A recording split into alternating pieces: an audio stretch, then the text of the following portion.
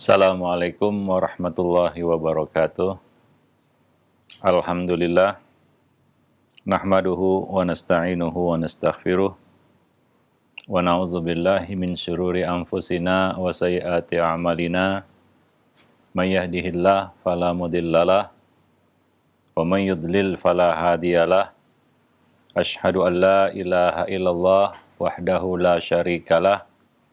Wa asyhadu anna Muhammadan abduhu wa rasuluhu la nabiyya ba'dah wa ba'd. Para pemirsa dan para pendengar Roja TV dan Radio Roja yang dimuliakan Allah, kaum muslimin dan muslimat, a'azzani Allah wa iyyakum jami'an.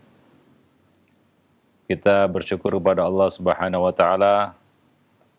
Pada kesempatan siang ini kita dapat bertemu kembali masih bersama buku Talbis Iblis, Tipu Daya Iblis, tulisan Ibnul Jauzi. Kita akan lanjutkan pembahasan buku tersebut. Sebelumnya, salawat dan salam tidak lupa kita limpahkan untuk Nabi kita Muhammad sallallahu alaihi wasallam, untuk keluarga beliau, sahabat-sahabat beliau, dan umat beliau sampai hari kemudian. Para pemirsa dan para pendengar, kaum muslimin dan muslimat, a'azzani Allah wa iyyakum jami'an. Kita masih berbicara tentang perpecahan yang ada dan terjadi di tengah-tengah umat ini, khususnya di kalangan ahli bid'ah. Salah satu tipu daya iblis terhadap ahli bid'ah ini adalah menggelincirkan mereka, menyesatkan mereka di dalam bab iman kepada nama dan sifat-sifat Allah Subhanahu wa taala.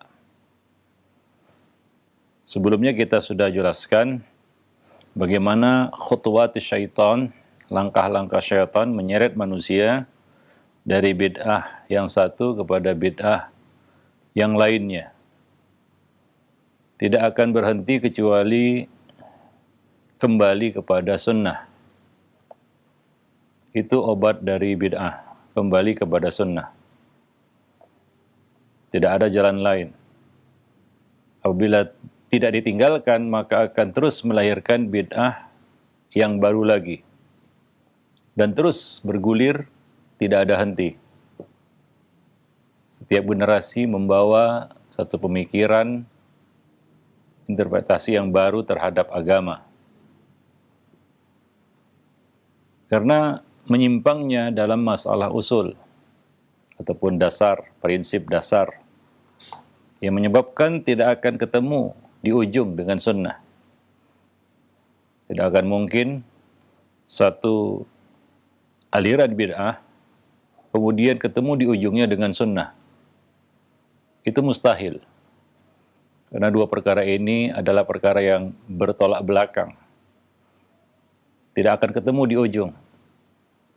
Maka seorang yang mendalami, mengikuti prinsip-prinsip bid'ah di dalam agama, tidak akan mungkin dia jadi ahlu sunnah. Tidak akan mungkin. Tidak akan ketemu. Dan sebelumnya kita bahas bagaimana penyimpangan yang terjadi di tubuh umat ini dalam beberapa bab agama, ya, mulai dari bid'ah khawarij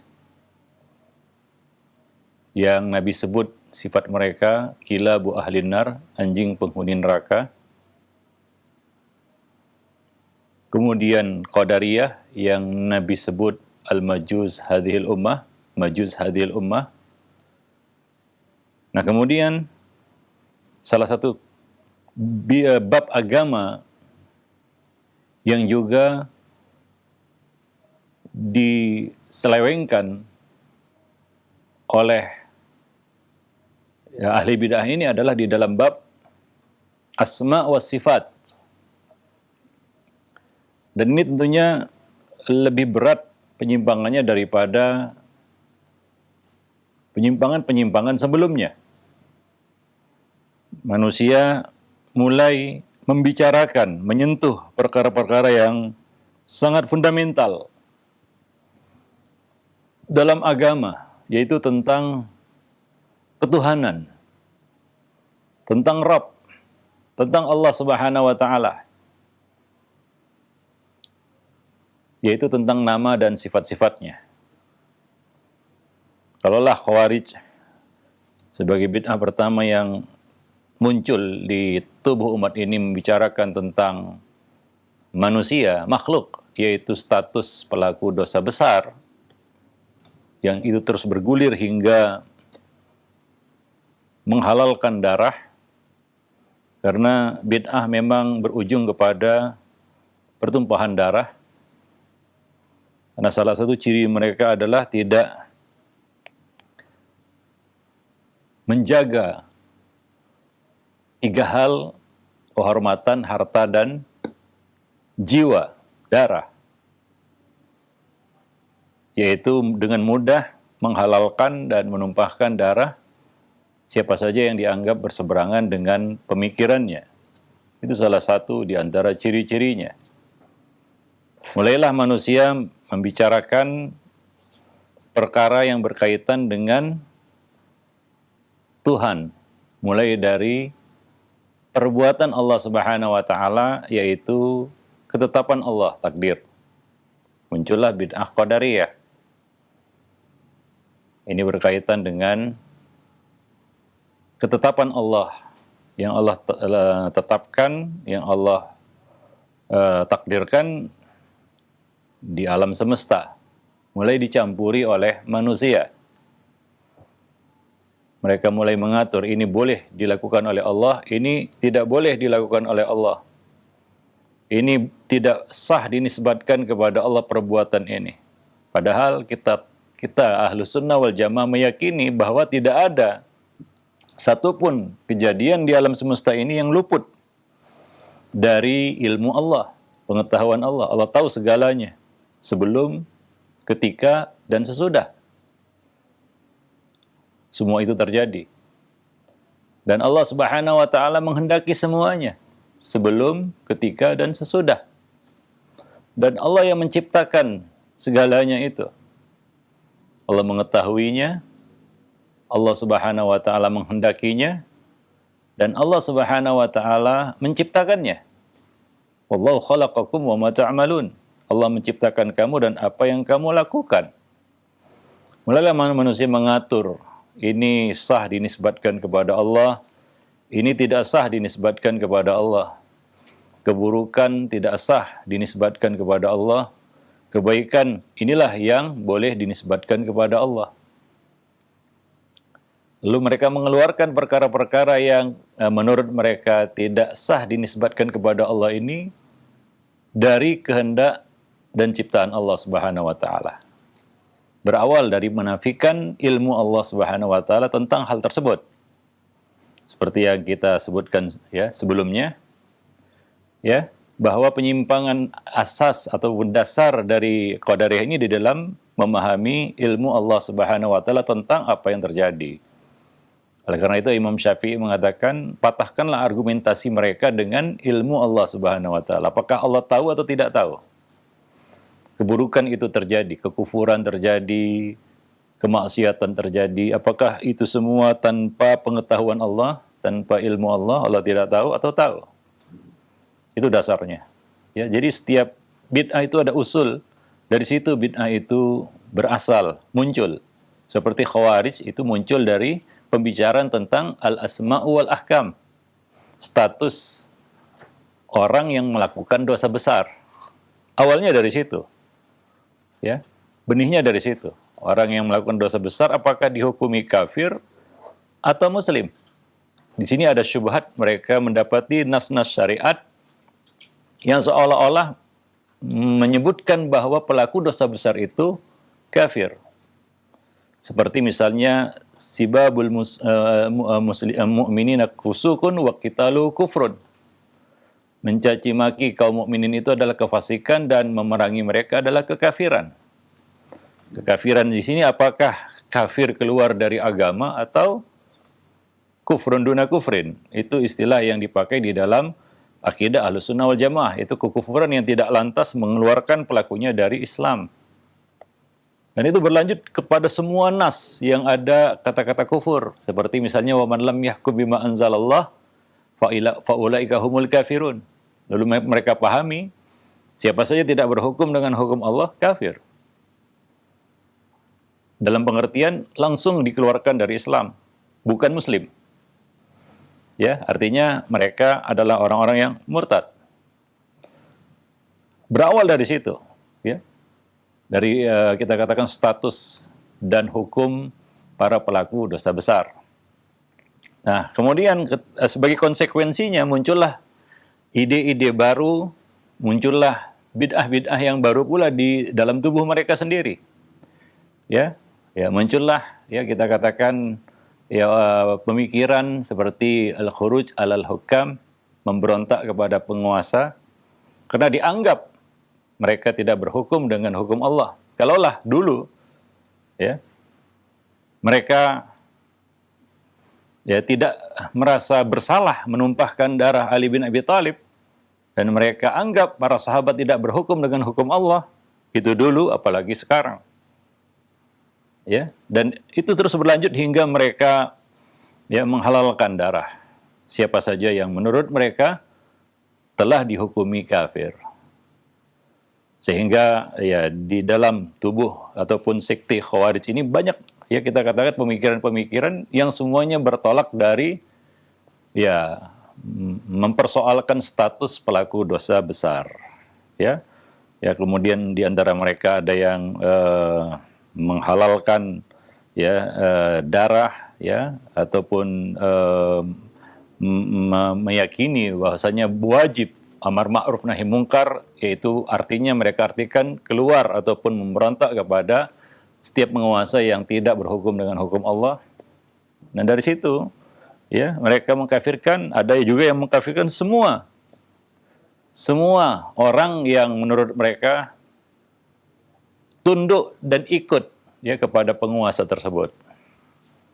Ya maka dikafirkanlah seluruhnya. Maka muncullah istilah bahwa mereka dikatakan taghut dan label-label yang lain ya yang mereka sematkan kepada orang-orang yang mereka anggap kafir ini.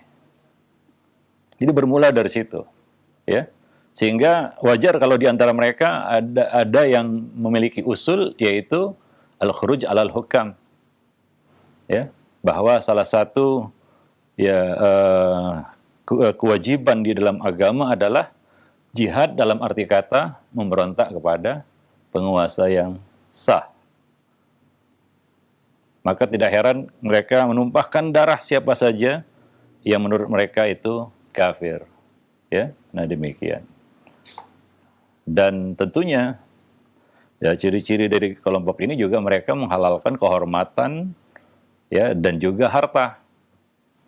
Maka kadang-kadang aksi mereka melakukan pencurian dengan anggapan, dengan klaim itu adalah harta fa'i. Dan banyak lagi penyimpangan-penyimpangan terjadi di tubuh Khawarij ini yang ya kita tahu banyak sekali turunan-turunannya ataupun sekte-sekte yang ada di dalamnya. Tapi semua itu berawal dari usul mereka, yaitu menganggap pelaku dosa besar itu keluar dari Islam. Ada juga Khawarij Mu'tazilah Haruriyah yang mengatakan pelaku dosa besar tidak dikatakan mukmin, tidak dikatakan kafir. Manzilah baina manzilatain. Ya, dan beberapa ya kita katakan pemikiran-pemikiran yang kita katakan muncul di kalangan mereka. Ya. Nah, demikian juga tadi Qadariyah ya berawal dari penafian ilmu Allah terhadap perkara yang menurut mereka tidak layak dinisbatkan kepada Allah. Sampai akhirnya ada yang menetapkan dua pencipta kebaikan dan pencipta keburukan. Bahwa yang menciptakan keburukan itu bukan Allah, tapi iblis, syaitan. Dan ini tentunya ya sangat mirip dengan keyakinan Majusi yang mengatakan di sana ada dua Tuhan. Tuhan kegelapan dan Tuhan cahaya, kebaikan. Ya. Nah demikian, keburukan dan kebaikan. Para pemirsa dan para pendengar yang dimuliakan Allah. Nah, kita sampai pada salah satu kelompok dari 72 golongan yang Nabi sebutkan, yaitu Al-Jahmiyah. Ya, ini penyimpangan mereka di dalam bab asma wa sifat. Ya, di dalam meyakini, mengimani nama-nama Allah dan sifat-sifatnya. Ya, kita tahu akidah Ahlus Sunnah wal Jamaah di dalam bab ini adalah menetapkan nama dan sifat Allah yang Allah sebutkan di dalam Al-Quran, dalam kitabnya, ataupun yang disebutkan Nabi SAW di dalam hadis-hadis beliau yang sahih, tanpa takwil, tanpa menyelewengkan maknanya kepada makna yang lain, dan tanpa ta'til, tanpa menafikan kandungannya, tanpa tasbih, tanpa menyamakan sifat Allah itu dengan sifat makhluknya, dan tanpa takyif, tanpa menanyakan bagaimana sifat itu. Sesuatu itu yang tidak ada akal kita, itu terbatas untuk dapat mengetahui segala perkara. Ada jangkauan, terbatas. Sebagaimana indera-indera yang lainnya memiliki keterbatasan. Pandangan ada ufuk terjauh yang bisa kita lihat. Ya, di luar itu kita tidak dapat melihatnya. Ya, sebagaimana juga jarak yang sangat dekat kita tidak bisa melihat.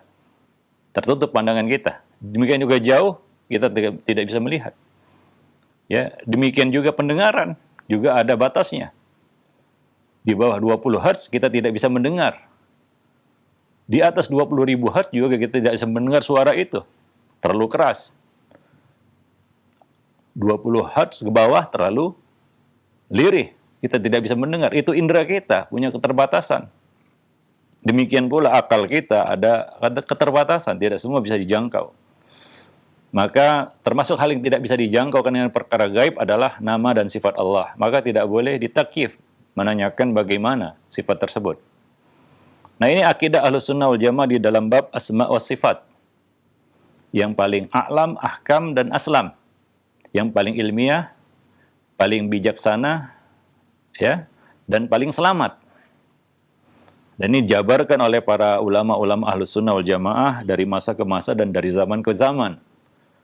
Dan tidak ada satupun buku usuluddin yang dikarang oleh para ulama Ahlus Sunnah wal Jamaah tentunya, melainkan mereka akan menyebutkan kaidah ini di dalam buku-buku tersebut. Nah, ini dikumpulkan oleh Al-Imam Al-Lalikai di dalam kitab beliau Syarah Usul I'tiqad Ahlus Sunnah wal Jamaah. Pandangan, keyakinan, akidah ulama-ulama Islam, ulama-ulama Ahlus Sunnah wal Jamaah dari masa ke masa, dari zaman ke zaman. Ya, secara global, garis besar. Yang intinya satu. Semua imam mazhab memiliki akidah yang sama di dalam bab ini.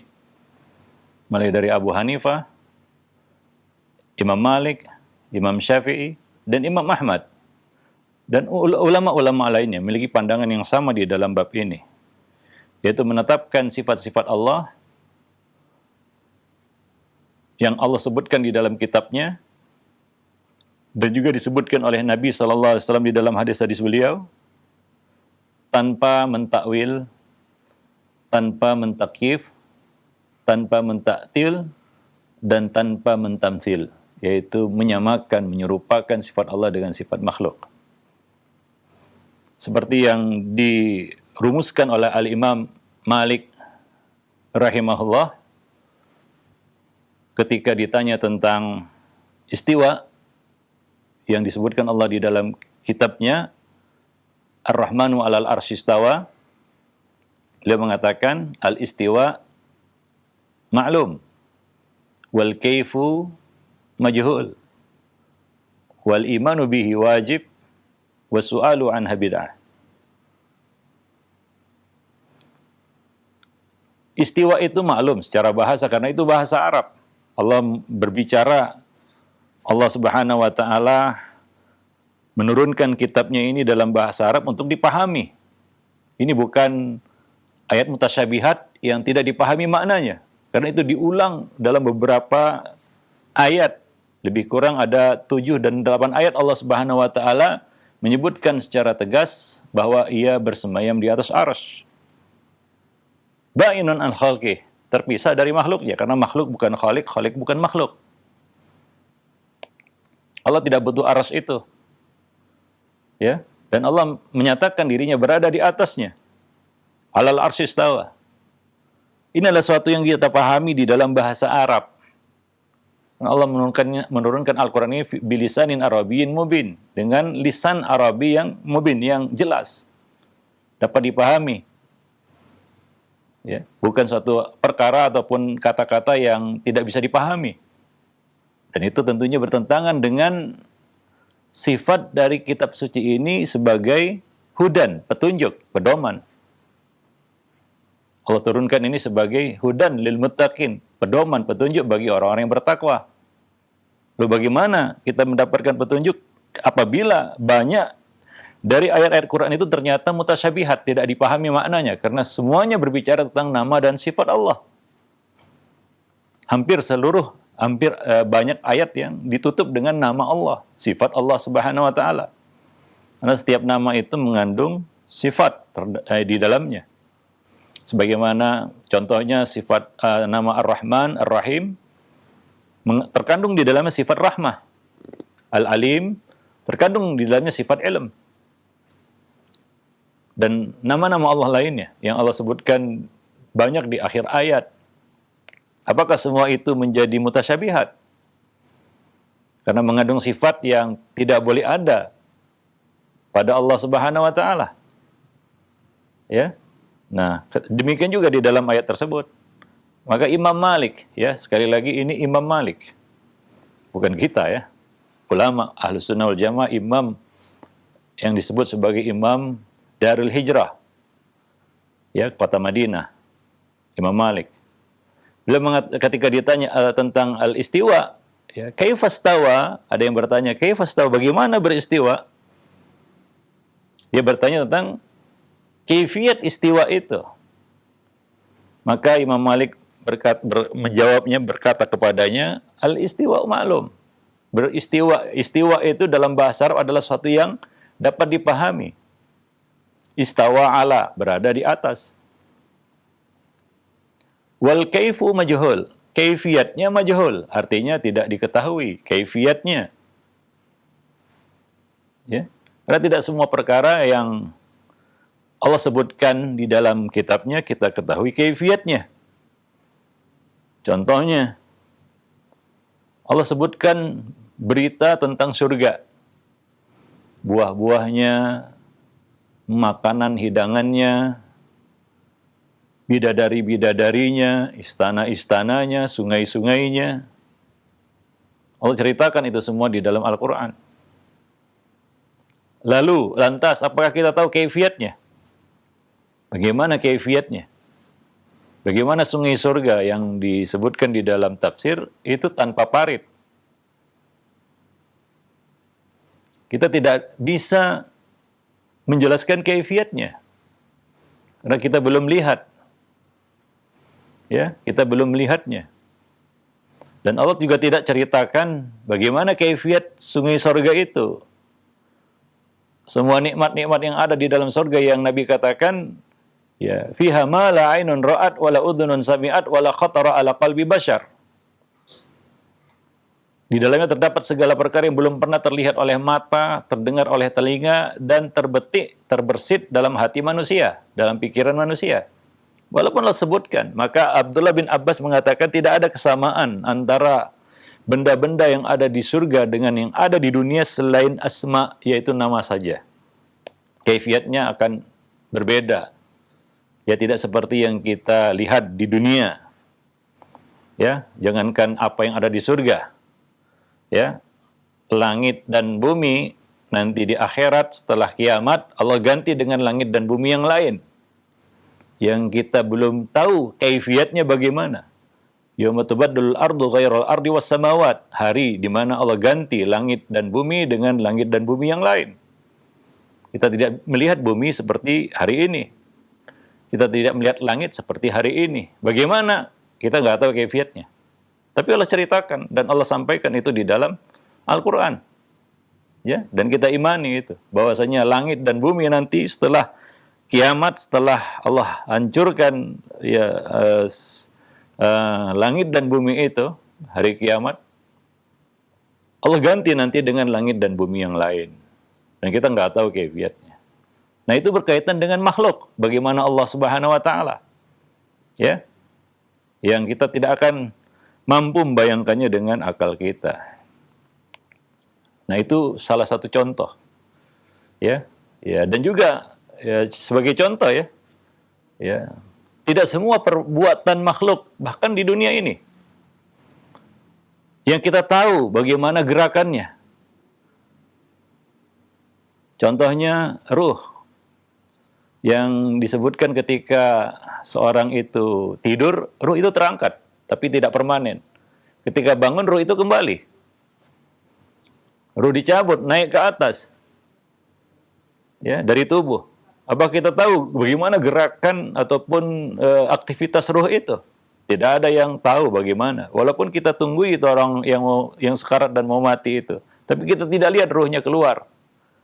Orang tidur kita perhatikan, nah, mulai dari dia belum tidur, tidur dan bangun lagi. Apa kita lihat ruh keluar dan masuk? Tidak. Kita tidak tahu kaifiatnya bagaimana, tapi Allah ceritakan itu dan Allah sampaikan itu di dalam Al-Quran tentang hakikat ruh. Orang yang tidur dan orang yang sadar. Nah, itu saja kita tidak tahu kaifiatnya, apalagi ya yang Maha Kuasa Allah Subhanahu wa taala yang tidak akan bisa terjangkau oleh akal manusia. Ya, makhluk aja, sebagian makhluk saja kita tidak bisa mengetahui kaifiatnya, apalagi Allah Subhanahu wa taala. Maka kewajiban kita, kata Imam Malik, adalah al-imanu bihi wajib. Mengimaninya adalah satu kewajiban. Was-su'alu anha bid'ah, dan bertanya tentang kaifiatnya itu adalah bid'ah. Kita tidak diperintahkan untuk menanyakan, mencari tahu bagaimana kaifiatnya. Ya. Berarti tidak akan bisa ya dicapai oleh akal manusia. Nah, dan apabila seorang itu berusaha untuk menanyakan terus kaifiatnya, maka dia akan berujung kepada taktil, penafian sifat itu. Ya, maka tidaklah seorang yang menafikan sifat Allah, melainkan sebelumnya dia menyamakan sifat Allah itu dengan makhluk. Hingga berujung kepada penafian sifat itu, penolakan sifat itu. Karena awalnya dia menyamakan sifat Allah dengan makhluk. Ya, seperti yang terjadi pada kelompok Jahmiyah ini, salah satunya adalah Mu'attilah. Ya. Mereka menafikan sifat-sifat Allah Subhanahu wa taala. Ya. Kenapa mereka nafikan itu? Karena mereka menganggap sifat itu sama dengan sifat makhluk. Ya. Di antaranya Mu'tazilah yang menafikan beberapa sifat, seperti misalnya ar-rahmah, kasih sayang. Allah tidak mungkin memiliki kasih sayang. Sifat rahmah itu tidak mungkin ada pada Allah Subhanahu wa taala. Karena kasih sayang itu menurut mereka adalah riqatul qalb, ya. Lunak dan lembeknya hati. Ya. Dan Allah tidak mungkin memiliki sifat itu. Kelunakan dan kelembekan hati ini tidak mungkin ada pada Allah Subhanahu wa taala. Jadi awalnya mereka menyamakan sifat Allah itu dengan sifat makhluk. Nah, ketika menurut logika mereka itu tidak mungkin pada Allah, atau istilah mereka mustahil atas Allah, ya, maka mereka menafikan itu. Ya, maka di kalangan Mu'tazilah ada yang mereka sebut dengan istilah sifat-sifat wajib. Itu wajib harus ada pada Allah. Menurut apa? Bukan menurut dalil, tapi menurut logika. Bahwa sifat itu wajib Allah miliki. Ya, wajib Allah miliki. Bukan ya ditetapkan dengan dalil. Dan kemudian ada sifat mustahil yang wajib dinafikan. Bukan berdasarkan dalil, tapi akal memustahilkan sifat itu pada Allah Subhanahu wa taala. Nah, ini yang terjadi pada kelompok-kelompok Jahmiyah ini ya. Para pemirsa dan para pendengar yang dimuliakan Allah. Baik. Maka kita tidak diperintahkan untuk menanyakan kaifiatnya. Nah, itu adalah satu rumus yang ataupun pedoman yang dibuat oleh Imam Malik rahimahullah ya, untuk berlaku itu pada semua sifat yang Allah ceritakan di dalam kitabnya. Ya. Semua sifat yang ada di dalam kitabnya. Ya. Misalnya kita terbetik dalam hati kita ini, Allah tidak mungkin punya sifat ini. maka pakai pedoman itu. Ya misalnya menurut saya Allah tidak mungkin memiliki sifat salah satu sifat yang ditetapkan oleh Ahlussunnah wal Jamaah bagi Allah Subhanahu wa taala adalah dua tangan misalnya. Tidak mungkin Allah Subhanahu wa taala memiliki tangan misalnya. Contoh ini. Maka gunakan pedoman tadi bahwa tangan itu adalah sesuatu yang bisa dipahami dalam bahasa Arab, bukan sesuatu yang tidak ada artinya seperti alif lam mim, kaf ha ya ain shad dan sejenisnya. Wal kaif majhul, kaifiyatnya kita tidak tahu. Tapi Allah bercerita tentang dirinya bahwa Allah memiliki tangan. Ya. Ketika Allah bercerita tentang penciptaan Adam, Allah Subhanahu wa taala sebutkan bahwa Allah menciptakannya dengan kedua tangannya. Dan banyak lagi nas-nas lain yang menetapkan tangan bagi Allah Subhanahu wa taala, yadain bagi Allah Subhanahu wa taala. Nah, sebagian orang mungkin bagi akal mereka ini ada syubhat. Kalau saya menetapkan mengimani Allah punya dua tangan, artinya Allah seperti makhluk. Nah, maka tepis anggapan itu, karena ketika kita berusaha nafikan itu, pada awalnya kita mentasbih Allah ataupun menyamakan Allah dengan makhluk. Baru berujung kepada ta'til, yaitu kita menafikannya. Maka gunakan pedoman tadi. Ya. Tangan itu sesuatu yang bisa dipahami maknanya. Kaifiatnya itu mungkin menjadi syubhat di dalam pikiran kita, itu adalah perkara yang majhul, ghairu maklum, tidak diketahui bagaimana kaifiatnya. Mengimaninya wajib dan mempertanyakan, mengorek-ngorek, mengusik-ngusik tentang kaifiatnya adalah perkara yang bisa menyeret kita kepada bid'ah. Ya, para pemirsa dan para pendengar yang dimuliakan Allah. Nah, ini pedoman yang ya sebenarnya mematahkan, ya, kita katakan pemikiran-pemikiran yang muncul di kalangan Jahmiyah. Ya, seperti yang lainnya ada 12 kelompok juga di dalam kelompok Jahmiyah ini. Ya, dan yang pertama adalah kelompok Mu'attilah. Ya, kelompok Mu'attilah. Ya, perlu kita katakan bahwa semua kelompok-kelompok yang ada di dalam kelompok Jahmiyah ini yang pemikiran mereka diasas oleh Jahm bin Safwan, semuanya sepakat pada satu hal, yaitu mentakwil, mentaktil sifat-sifat Allah, nama-nama dan sifat-sifat Allah Subhanahu wa taala. Walaupun beberapa kelompok di antara mereka memiliki satu pemikiran yang spesifik yang menjadi satu yang menonjol di kalangan kelompok tersebut, tapi mereka satu di dalam menakwil, mentaktil, ya, dan menolak sifat-sifat nama dan sifat-sifat Allah Subhanahu wa taala. Contohnya Al-Mu'attilah. Ya, salah satu pemikiran mereka adalah mereka meyakini bahwa segala sesuatu yang dibayangkan manusia dibayangkan oleh manusia adalah makhluk. Dan bahwa siapa saja meyakini bahwa Allah sanggup dilihat makhluknya, maka dia telah kafir. Ini kelompok ini menafikan ru'yatullah yaumul qiyamah. Ya, ru'yatul mu'minina, ya, ru'yatul mu'minina rabbahum yaumul qiyamah. Bahwa orang-orang beriman akan melihat Rabb, melihat Allah Subhanahu wa taala pada hari kiamat, yaitu di dalam surga. Dan mereka menafikan itu. Ini salah satu pemikiran yang menonjol di kalangan ini.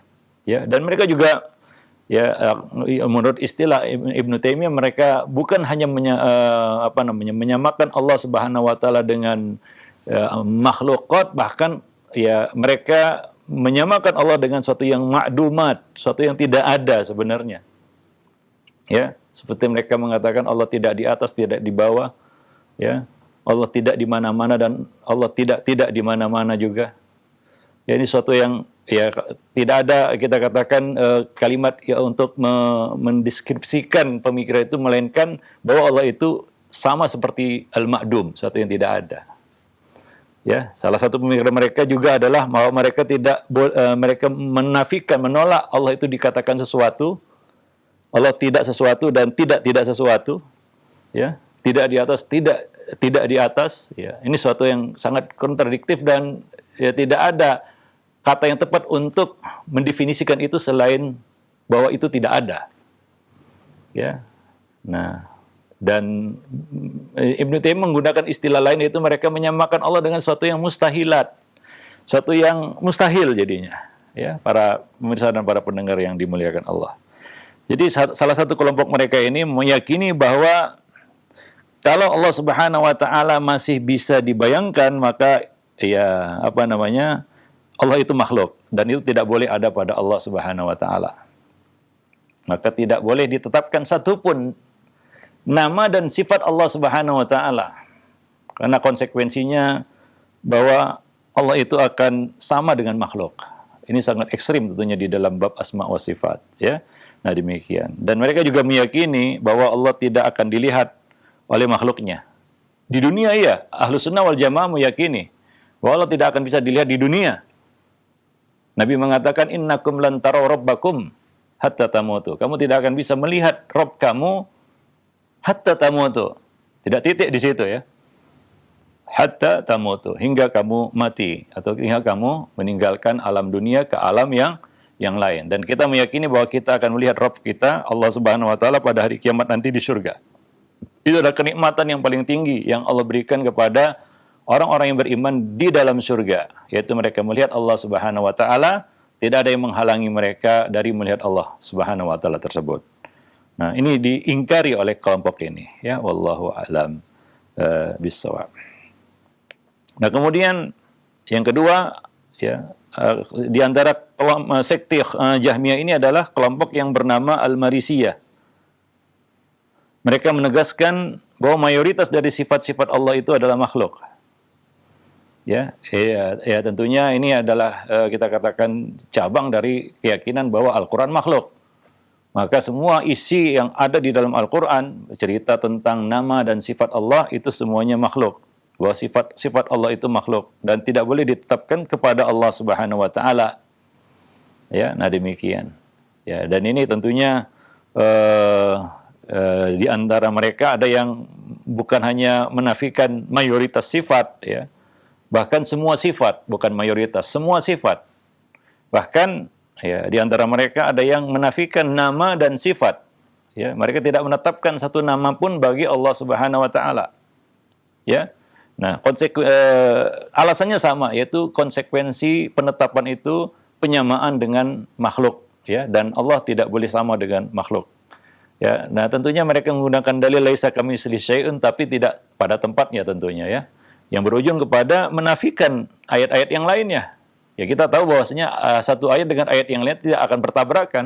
Ketika Allah mengatakan, ya, menetapkan sifat bagi dirinya, ya, banyak di dalam banyak ayat, ya tentunya tidak akan bertentangan dengan firman Allah Subhanahu wa taala atau ayat laisa kamitslihi syai'un wa huwas samiul basir. Bahkan ya, lanjutan dari ayat itu mematahkan argumentasi Al-Jahmiyah, Al-Mu'attilah, Al-Mu'tazilah terhadap ayat tersebut.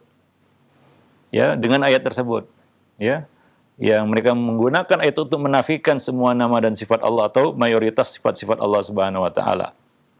Justru lanjutan ayat itu ya mematahkan interpretasi mereka, penafsiran mereka terhadap ayat tersebut.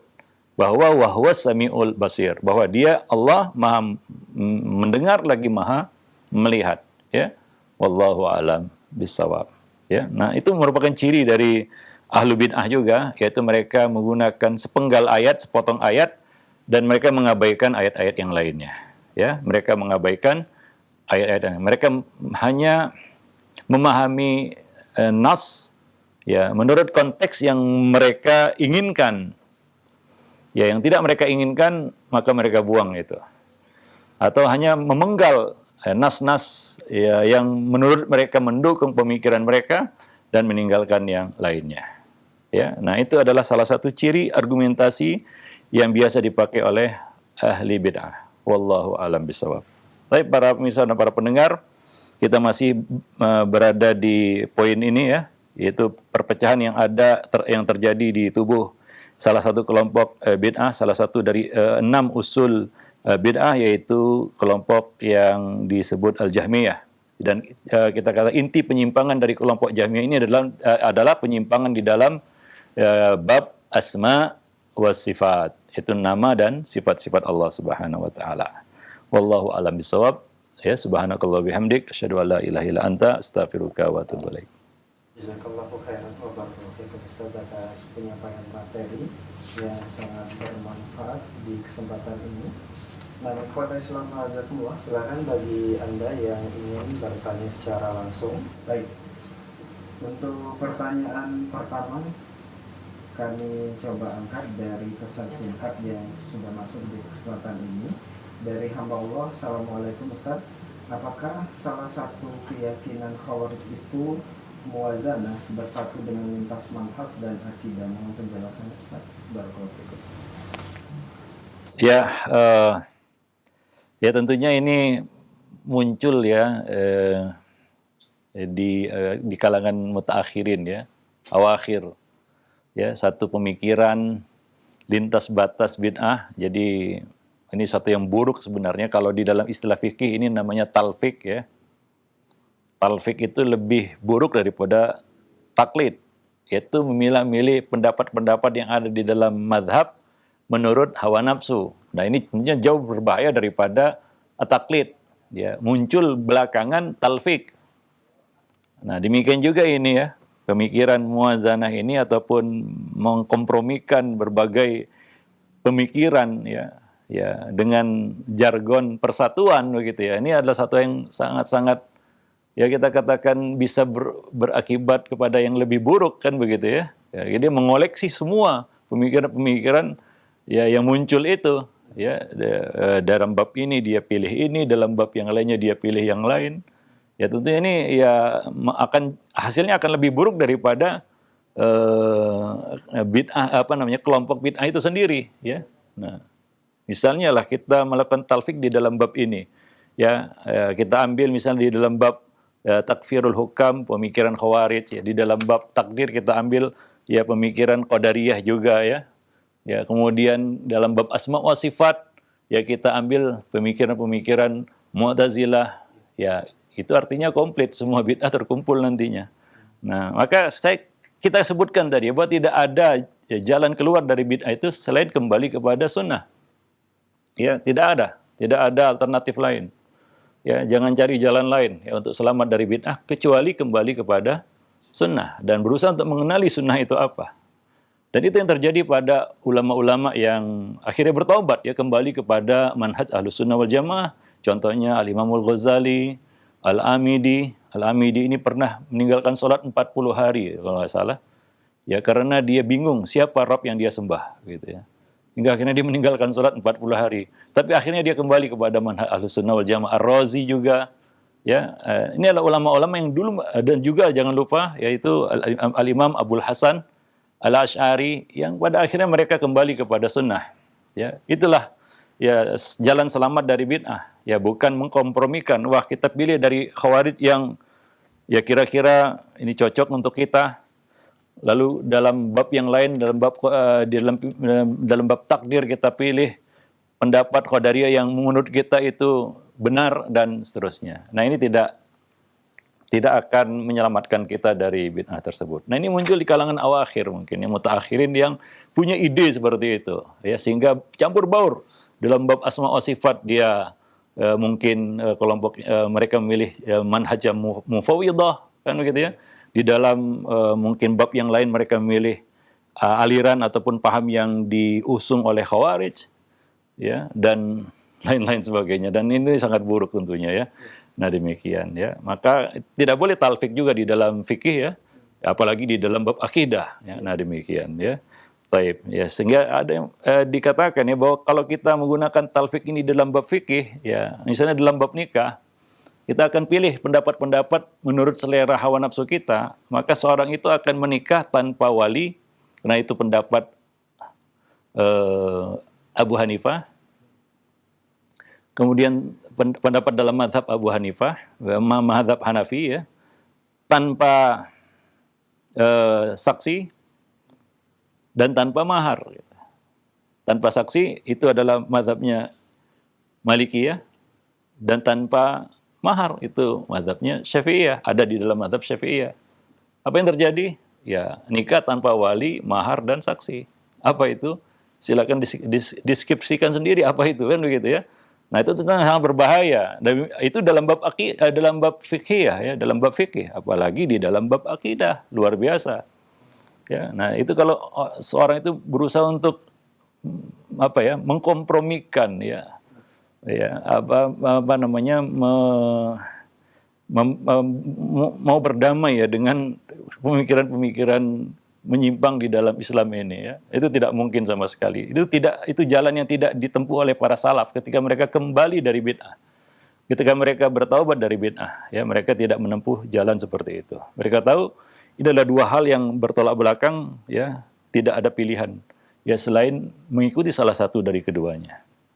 Wallahu a'lam bishawab. Nah, demikian. Baik, jazakallah khairan Ustaz atas jawaban yang disampaikan. Semoga bermanfaat untuk penanya. Masih pertanyaan melalui pesan singkat kembali. Baik, dari hamba Allah Ustaz, bagaimana dengan seorang yang meyakini bahwa tangan Allah adalah kekuasaan Allah yang tidak ada batas dan tandingannya dengan siapapun? Ini termasuk golongan yang mana Ustaz? Syukron. Itu dalam konteks menafsirkan satu kalimat atau mengartikan tangan Allah. Ya. Dalam beberapa konteks Allah gunakan kata itu untuk menjelaskan satu makna ataupun satu kita katakan makna ya, kita katakan maksud. Dari sisi yang lain tentunya ada yang kita katakan sifat yang ditetapkan Allah di dalam kalimat itu. Ya, sebagai contoh, ketika Allah mengatakan fa'aina ma tuwallu fathamma wajhullah. Kemanapun kamu menghadap, disitulah wajah Allah. Ahlus Sunnah wal Jamaah meyakini, mengimani dan menetapkan bahwasanya Allah memiliki wajah. Kalau kita mengacu kepada buku-buku tafsir, termasuk tafsir Ibnu Katsir, mereka mengartikannya, memaknakannya di situ kiblatullah. Ya. Wajhullah, kiblatullah. Apakah itu ta'wil? Tidak, itu tafsir. Menjelaskan makna dalam ayat tersebut.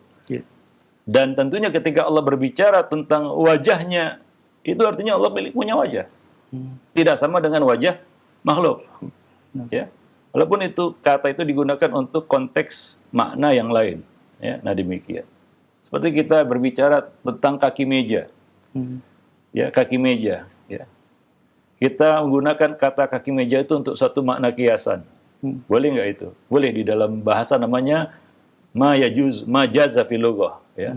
Bukan majaz, tapi majaza fil lughah. Sesuatu yang boleh di dalam bahasa, apalagi dalam bahasa Arab yang luas. Ya.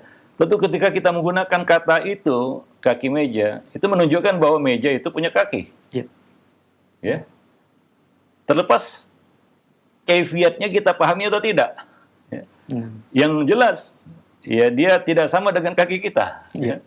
Ya, tapi meja punya kaki dengan hakikatnya sendiri, ya, dengan kaifiatnya sendiri. Beda dengan kaki kita. Daun pintu misalnya. Kita gunakan kata daun pintu itu untuk satu makna majaz, yaitu ma yajuzu fil lughah, ya, bukan majaz menurut istilah usul fikih, ya. Ya, ini istilah Imam Ahmad, majaza fil lughah, boleh di dalam bahasa digunakan itu, ya. Daun pintu. Kita gunakan kata itu untuk makna kiasan. Ya, apa yang terkandung di dalam penggunaan kata ini? Ya, bahwa pintu itu punya daun, tidak seperti daun telinga, tidak seperti dedaunan yang ada di batang pohon. Ya, daun pintu menurut hakikat pintu itu, ya, begitu ya, tidak bisa disamakan hakikatnya, kaifiatnya dengan yang lain.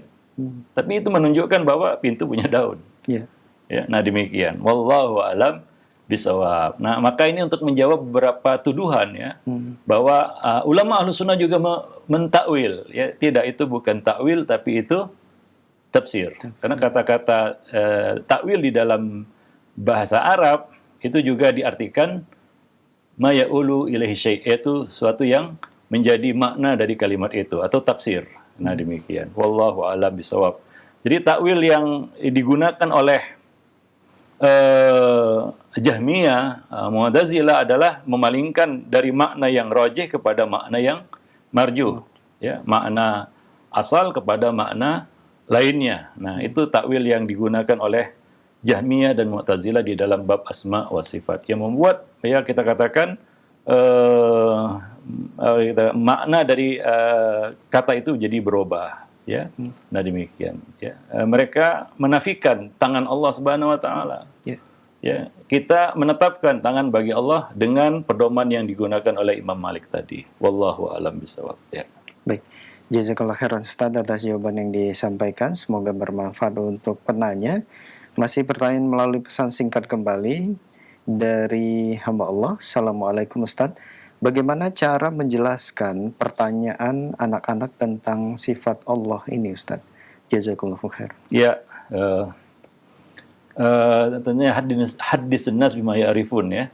Berbicaralah kepada manusia menurut apa yang mereka bisa ketahui. Nah, ketika kita berhadapan dengan seorang bocah, kanak-kanak yang dia belum bisa menalar, dia belum bisa memahami dengan sempurna, maka kita ya jelaskan hal-hal yang bisa dipahaminya, ya, tanpa perlu menjawab pertanyaannya. Ya. Ya. Nah, di sini orang tua harus bijak dan bijaksana juga, ya. Ya. Kalau dijelaskan mungkin dia tidak paham, bahkan berujung kepada salah paham. Ya, karena dia tidak bisa menalar. Kita tahu bahwasanya otak anak-anak ya itu tidak memiliki daya nalar yang sempurna seperti orang dewasa. Tapi dia memiliki kemampuan hafal dan meniru yang luar biasa. Itu anak, gitu. Kemampuan otaknya ya meniru dan menghafal. Untuk menalar, memahami sesuatu mungkin belum sempurna, kan begitu, ya. Maka kita juga harus memperhatikan hal itu. Artinya tidak semua pertanyaan anak-anak itu perlu dijawab, ya. Kita harus melakukan apa yang disebut sebagai uslubul hakim. Ya, itu dalam istilah balaghah namanya uslubul hakim. Ya, dan cara itu adalah cara yang Allah gunakan di dalam Al-Qur'an. Ya. Ketika Allah menjelaskan di dalam kitabnya, ya tentang beberapa orang yang bertanya kepada Nabi, yas'alunaka anil ahillah. Mereka bertanya kepadamu tentang hilal. Itu bagaimana proses terjadinya, kenapa kecil kemudian jadi besar, besar kemudian mengecil kembali. Ya, maka turunlah jawaban dari Allah Subhanahu wa taala untuk nabinya, kul hiya mawaqitu lin-nasi wal hajj. Jadi Allah tidak jawab pertanyaan itu, tapi Allah alihkan kepada perkara yang perlu bagi mereka yang bertanya. Dan mereka bisa pahami bahwa hilal itu adalah tanda waktu bagi manusia dan tanda waktu bagi pelaksanaan haji. Ya, kalau sudah masuk hilal Zulqa'dah, artinya sudah mulai masuk bulan haji, kan begitu, ya, bulan haji. Ya, nah demikian. Jadi Allah Subhanahu wa taala mengalihkan jawaban itu kepada yang lain. Ya, kepada hal yang bisa mereka pahami dan perlu bagi mereka. Bisa mereka pahami dan perlu bagi mereka. Ya, mereka perlu jawaban itu. Ya, dan mereka tidak perlu jawaban dari pertanyaan mereka itu. Ya, tentang bagaimana kaifiat terjadinya hilal itu dari kecil jadi besar, sempurna, bulat, jadi purnama, kemudian mengecil kembali jadi bulan sabit seperti munculnya, kan begitu. Nah, itu tidak perlu. Jawaban itu tidak perlu bagi mereka, ya, atau kurang perlu bagi mereka. Yang perlu mereka ketahui adalah hilal itu adalah tanda waktu bagi manusia. Nah, demikian. Kita menghitung bulan salah satu dengan dengan perhitungan Qamariyah, yaitu dengan perjalanan bulan itu, ya. Nah, demikian. Wallahu a'lam bishawab. Demikian juga di dalam bab ini, ya. Artinya para pendidik, guru maupun orang tua di rumah harus bijak di sini. Tidak semua pertanyaan anak-anak itu harus diladeni hingga dengan susah payah kita cari referensinya, kan begitu, ya. Lalu kita jelaskan, anak itu juga nggak paham dia. Jelaskan yang ringan, ya, yang sederhana, dan mereka perlu ketahui bahwa ada pencipta. Coba lihat alam semesta, ini adalah kita katakan salah satu tanda-tanda kuasanya, kan gitu, ya. Tauhid rububiyah yang akan membawa mereka kepada tauhid uluhiyah. Baru kemudian mereka akan bisa mencerna lebih mudah tauhid asma wa sifat. Nah, demikian, ya. Jangan dia sebagai orang tua mungkin tertantang dia, ya. Ditanya anaknya tentang sifat, mungkin dia juga dapat pertanyaan itu dari temannya, kan begitu, ya, atau dari luar sana, atau dari orang dewasa. Dia tanyakan kepada orang tuanya. Nah, orang tua di sini juga nggak mau kalah malu dengan anaknya, kan begitu. Dia berusaha cari referensi, ya. Kemudian dia jelaskan, wah gini, ya anak juga nggak paham kan begitu ya. Nah demikian. Jadi coba lihat kita katakan usia anak itu ya, dan kita katakan kemampuan dia untuk menalar dan memahami apa yang kita bicarakan, apa yang kita katakan. Nah demikian. Wallahu a'lam bishawab. Dan tidak perlu menjawab pertanyaannya kalau memang tidak penting. Alihkan kepada perkara-perkara yang penting untuk dia ketahui. Ya, nah demikian. Wallahu a'lam bishawab. Taib, mungkin sampai di sini dulu pertemuan kita pada kesempatan siang ini. Mudah-mudahan bermanfaat. Aku lu qauli hadza astaghfirullah li wa lakum lisairil muslimin innahu huwal ghafurur rahim.